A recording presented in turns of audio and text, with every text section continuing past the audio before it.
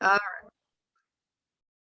okay, so I had a lot of questions about Microsoft Word because this is what I use to have my kids type words. If you go File and then down under Options, you can turn off your spell checker and whatnot so it doesn't underline when words are wrong. The other thing that I think that people would like is this View and then Immersive Reader. What the Immersive Reader does is it gives you lots of choices. It gives you choices of the column width, which I cannot stand very narrow or narrow. I could see uses for it, but it kind of really drives me nuts. I prefer it to be wide so that it goes the words go all the way over to this corner. So the words go here. So if you click on Immersive Reader and click column width, if it's very narrow, when you click over here on the edge, it won't click. It drives me nuts. You have to click where the words start, and the words start in the middle of the page, even though it is left aligned. All right, so I like to choose wide. I don't know what other people like. Kathleen is my student. I'm going to remember to give her control. Kathleen, what color page would you like today? I sometimes let my kids pick what color they'd like. Oh, purple, if you got it. We have purple. Guess what? You have mouse control. You can pick it yourself. Oh, goody goody gumdrops. Goody goody gumdrops. Ooh, what a pretty color. Other options is text spacing so that the letters go farther apart. What I found, if I use this text spacing, I don't think the spaces on the words between words is big enough in comparison to the spaces between letters.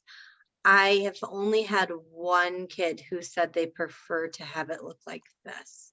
Kathleen, what's your thoughts? I do not like that. I do not like that either. I can't tell which letters I can't go tell together. which letters are words and which are not, where the spaces are. Right. The other thing, let's turn that back off. We can do syllables. Uh-oh, I need a multi-syllable word. Kathleen, can you type me a multi-syllable word? Whatever word you'd like. All right. Syllable. Let's go with syllable. Right. Is it letting me type? Okay. Yeah. So we'll divide it and give you your syllable division. The computer did that itself. Kathleen did not do that. Wait a minute.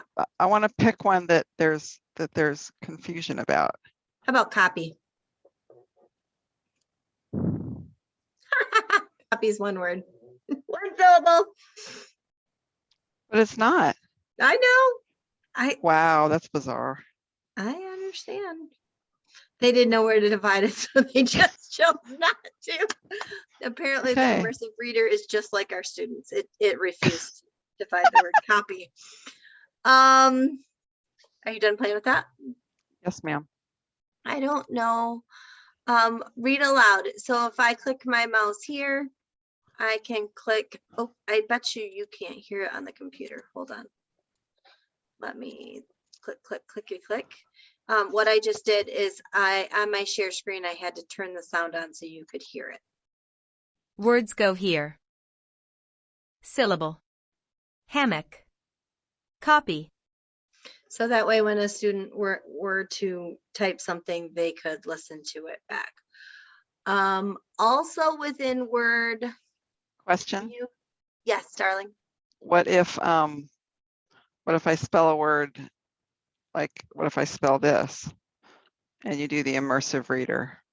Okay, what I'm going to do is I'm going to highlight it so it reads just that word. And then I'm going to come over here in the corner and click play. Hammock.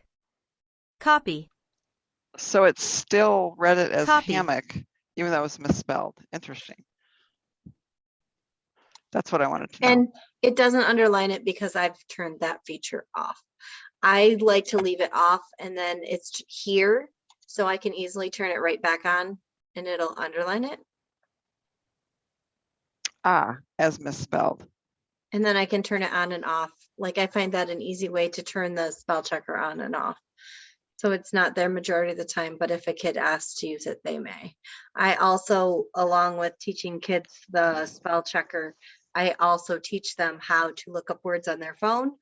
I also teach them how to look up words in Google, and I also teach them how to use the spell checker on Word, because I think those are all realistic things that they are likely to encounter in the wild. Something else. I've never played with this line focus. That's kind of interesting. I think I kind of like this. What do you think? Yes, that goes along with the Zoom one where you can put a box over a word and just have it be there. But do you like this Word version, or do you like your Zoom version better? I kind of like Here, this because you can scroll. I'll turn it off. Hold on. Now let's look at the Zoom version. The Zoom version, if I go into advanced and portion of a screen, click here, I can change the size of the box and let you see. I can. So the nice thing about that is for Zoom is that it makes the word actually bigger. I can also scroll. Did you see me scroll through that? Yeah.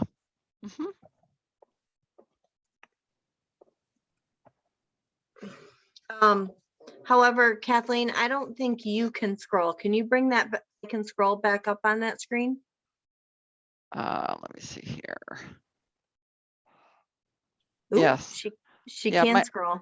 Yeah, my kids can they can mark within that too as well. If they're in Wizimo, they can use the marking pens. Okay. So I'm going to go back to basic, and I'm going to share just my Word document. We're back in here.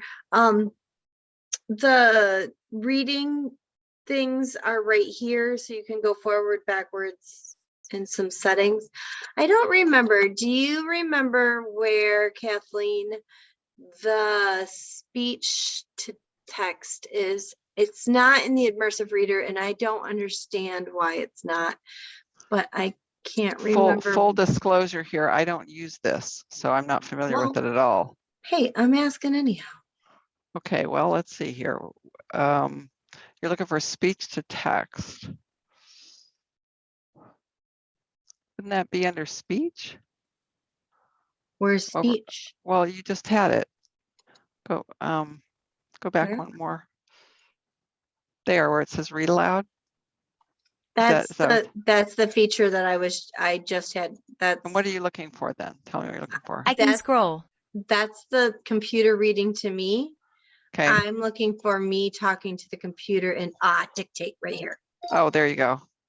So if there, it actually is doing it already in the middle of that sentence. Oh, so and it's doing it in syllables. It is doing it in syllables because in the immersive reader, it is And it's not picking me up. turned It's not on. on my, and it's not picking me up because it's not tuned into my mic.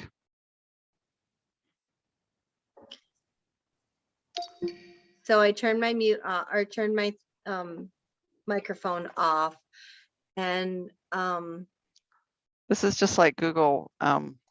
yes, the Google function, but the student can't use it unless they're in it themselves.